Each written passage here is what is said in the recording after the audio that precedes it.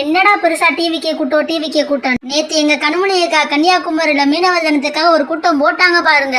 எப்பா என்ன கூட்டம், சும்மா சதறதுங்க அப்படிங்கறது மாதிரி 1,00,000 சேரை போட்டு கிட்டத்தட்ட 2,00,000 பேர் வந்திருக்காங்க. அந்த கூட்டத்தை பார்க்கணுமே, ஒரு ஆங்கிள் காட்டுறாங்க பாருங்க.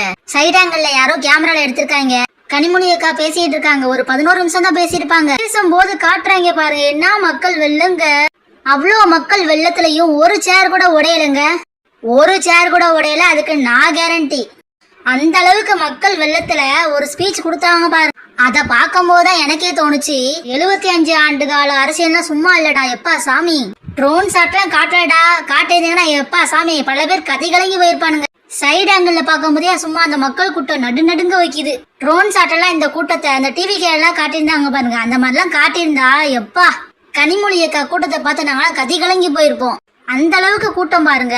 ஒண்ணுமே தெரியலையே.